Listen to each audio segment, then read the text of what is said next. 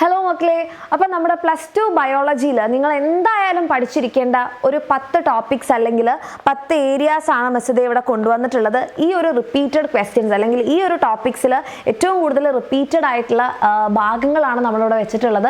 ഇത് previous ഇയറിലെ questions ഒക്കെ നോക്കിയിട്ട് നമ്മൾ ചെയ്തിട്ടുള്ളൊരു കാര്യമാണ്. അപ്പോൾ ഇത് നിങ്ങൾക്ക് ഏറ്റവും കൂടുതൽ യൂസ്ഫുൾ ആവാൻ പോകുന്ന ഒരു വീഡിയോ ആയിരിക്കും. ഇത് കംപ്ലീറ്റ് ആയിട്ട് കാണാം. അത് മാത്രമല്ല, നിങ്ങൾക്ക് യൂസ്ഫുൾ ആവുകയാണെങ്കിൽ നിങ്ങളുടെ ഫ്രണ്ട്സിലേക്കും ഷെയർ ചെയ്യാം.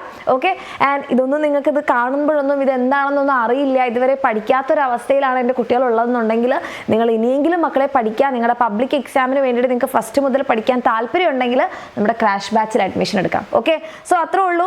അപ്പോൾ ആദ്യത്തെ നമ്മുടെ ക്വസ്റ്റ്യൻ എന്ന് പറഞ്ഞിട്ടുണ്ടെങ്കിൽ തന്നെ നമ്മുടെ ബയോടെക്നോളജി പ്രിൻസിപ്പിൾസിലെ ചോദ്യമാണ്. അപ്പോൾ ഇവിടെ നിങ്ങൾക്ക് കാണാൻ വേണ്ടി പറ്റും 2017, 2019, 2023 റിപ്പീറ്റഡ് ആയിട്ട് ചോദിച്ചിട്ടുള്ളതാണ്.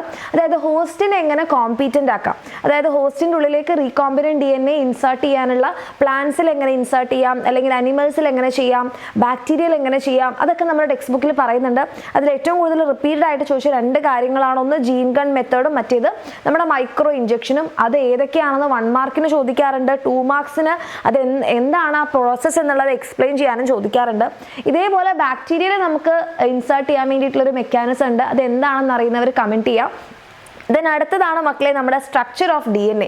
നമ്മുടെ വാട്സൺ ആൻഡ് ക്രിക്ക് എക്സ്പ്ലെയിൻ ചെയ്തിട്ടുള്ള DNAയുടെ സ്ട്രക്ചർ മോളിക്കുലാർ ബേസിസിന് വന്നിട്ടുള്ള ക്വസ്റ്റൻ ആണ്.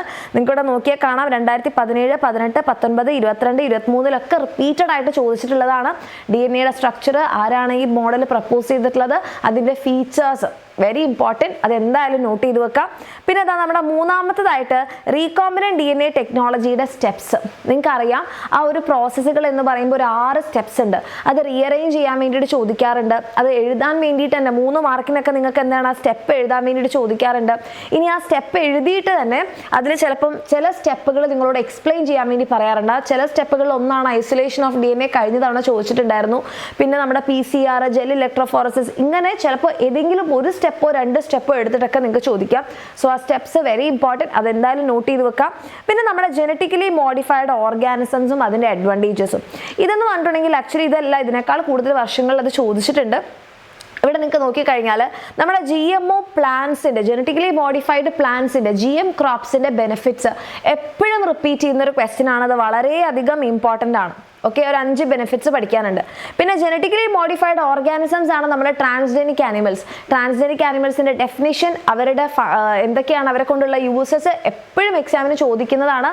അതിൽ തന്നെ ബയോളജിക്കൽ പ്രൊഡക്ട്സ് കിട്ടുന്നു എന്നുള്ളതിൽ 2 ബയോളജിക്കൽ പ്രൊഡക്ട്സിൻ്റെ പേരും ചോദിക്കാറുണ്ട്. ഓക്കെ, പിന്നെ നമ്മുടേതാ 5-മത്തതാണ് നമ്മുടെ ട്രാൻസ്ക്രിപ്ഷൻ. യൂക്യാരിയോട്സിൽ ട്രാൻസ്ക്രിപ്ഷൻ്റെ സ്റ്റെപ്പുകൾ ഏതൊക്കെയാണ് നമുക്കറിയാം. Initiation, elongation, termination. പിന്നെ അതിൽ ടെക്സ്റ്റ് ബുക്കിൽ തന്നെ നമ്മുടെ ആ ഒരു പ്രൊമോട്ടർ, സ്ട്രക്ചറൽ ജീൻ, ടെർമിനേറ്ററിൻ്റെ ഒക്കെ പിക്ചർ തന്നിട്ടുള്ള ആ പിക്ചർ വെച്ചിട്ടും ചോദിക്കാറുണ്ട്. ആ സ്റ്റെപ്സ് എക്സ്പ്ലെയിൻ ചെയ്യാൻ ചോദിക്കാറുണ്ട്. ആ എൻസൈം ഏതാണെന്ന് ചോദിക്കാറുണ്ട്. സോ ഈ ഏരിയാസ് ഒക്കെ നോട്ട് ചെയ്ത് വെക്കുക. വിത്ത് പിക്ചർ നിങ്ങൾക്ക് ചോദിക്കാൻ ചാൻസ് ഉള്ളതാണ്. ഇത്രയും വർഷങ്ങളിൽ 2018, 2019, 2022, 2023 റിപ്പീറ്റഡ് ആയിട്ട് ചോദിച്ചിട്ടുള്ള ഒരു ക്വസ്റ്റൻ ആണ്. പിന്നെ നമ്മുടെ processes of DNA replication with the help of A diagram. Okay, ഇത് നിങ്ങൾക്ക് ഒരു 5 മാർക്കിനൊക്കെ വരാൻ ചാൻസ് ഉള്ളതാണ്. അതല്ലാന്നുണ്ടെങ്കിൽ 3 മാർക്കിനൊക്കെ ചോദിച്ച് കണ്ടിട്ടുണ്ട്. അതായത് നമ്മുടെ റെപ്ലിക്കേഷൻ ഫോർക്ക്. ഈ റെപ്ലിക്കേഷൻ ഫോർക്കിൻ്റെ ഏരിയയിൽ ഏറ്റവും ഇമ്പോർട്ടൻ്റ് ആയിട്ടുള്ളത് അവിടെയുള്ള ചോദിക്കുന്ന എൻസൈമുകളാണ്.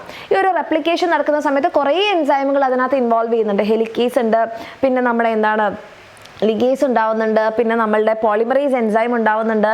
ആൻഡ് എന്തുകൊണ്ടാണ് ഒന്ന് ഡിസ്കണ്ടിന്യൂസ് ആയിട്ടും ഒന്ന് കണ്ടിന്യൂസ് ആയിട്ടും പോകുന്നത്, അതിനൊക്കെ റീസൺസ് നിങ്ങൾക്ക് ചോദിക്കാൻ ചാൻസ് ഉള്ള ഏരിയയാണ്. സോ അതെന്തായാലും നോട്ട് ചെയ്ത് വെക്കാം.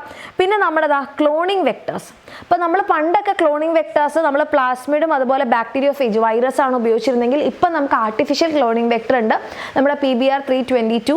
അത് റിലേറ്റഡ് ആയിട്ട് നിറയെ ക്വസ്റ്റ്യൻസ് വരാറുണ്ട്. ഇപ്പോൾ ഇവിടെ തന്നെ നിങ്ങൾക്ക് നോക്കിക്കഴിഞ്ഞാൽ ഇത്രയും വർഷങ്ങളിൽ ചോദിച്ചിട്ടുണ്ട്. ഇതൊരു നമ്മളൊരു 6 വർഷത്തെ പ്രീവിയസ് ഇയർ എടുത്തിട്ടുള്ളതിൻ്റെ ബേസിലാണ്. പക്ഷെ അതിന് മുമ്പൊക്കെ നോക്കുകയാണെങ്കിൽ ഒത്തിരി തവണ റിപ്പീറ്റ് ചെയ്തിട്ടുണ്ട് നമ്മുടെ ആ ഒരു ക്ലോണിങ് വെക്ടേഴ്സിൻ്റെ ഏരിയ.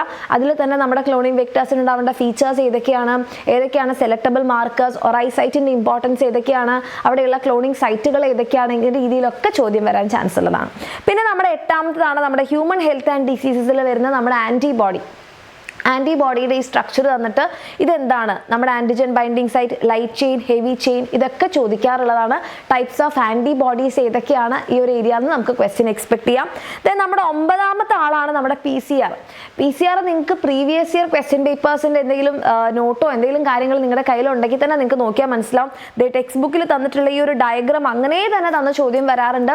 ഏതൊക്കെയാണ് 3 സ്റ്റെപ്പുകൾ, ഏതാണ് ഇവിടുത്തെ എൻസൈം, ഈ എൻസൈമിൻ്റെ പ്രത്യേകത എന്താണ്, അതുപോലെ തന്നെ എന്താണ് PCR, അത് എക്സ്പാൻഡ് ചെയ്യുക, എന്താണ് PCR-ന്റെ യൂസ്, ഈ രീതിയിലൊക്കെ ചോദിക്കാറുണ്ട്. ഇതേപോലെ വരുന്ന മറ്റൊരാളാണ് നമ്മുടെ ജെൽ ഇലക്ട്രോഫോറസിസ്, അങ്ങനെ ചോദിക്കാറുണ്ട് കേട്ടോ. പിന്നെ നമ്മുടെ RNA ഇൻ്റർഫിയറൻസ് ടെക്നോളജി നമ്മുടെ ബയോടെക്നോളജി ആപ്ലിക്കേഷനിൽ വരുന്നൊരു ക്വസ്റ്റൻ ആണ്. അപ്പോൾ ഇവിടെ നിന്നുണ്ട് ഇത് പുതിയതായിട്ടൊരു ടെക്നോളജിയാണ്. ഇതേപോലത്തെ ഒത്തിരി പുതിയ ടെക്നോളജീസ് ആ ഒരു ചാപ്റ്ററിലുണ്ട്.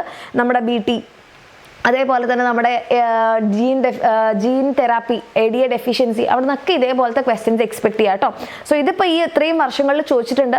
സോ ഈ ഒരു 10 ടോപ്പിക്സ് എന്തായാലും നിങ്ങൾ പഠിച്ചിരിക്കേണ്ട ടോപ്പിക്സ് ആണ്. കാരണം പ്രീവിയസ് ഇയറിൽ അത്രയും റിപ്പീറ്റഡ് ആയിട്ടുള്ള ടോപ്പിക്സ് ആണ്. ഇതിൻ്റെ മക്കൾക്ക് എല്ലാവർക്കും ക്ലിയർ ആയി എന്ന് വിചാരിക്കുന്നു. ബാക്കിയുള്ള കംപ്ലീറ്റ് ചാപ്റ്റേഴ്സിൻ്റെ ഒക്കെ ക്വസ്റ്റ്യൻസ് ഒക്കെ നിങ്ങൾക്ക് ചെയ്ത് പഠിക്കാനൊക്കെ വേണ്ടിയിട്ട് നമ്മുടെ ലൈവ് അറ്റൻഡ് ചെയ്യാം. നമ്മുടെ വൈകിട്ട് 5 മണിക്കാണ് നമ്മുടെ ലൈവ് തുടങ്ങുന്നത്. അപ്പോൾ അതാരും മിസ് ചെയ്യാതിരിക്കും. Okay, thank U.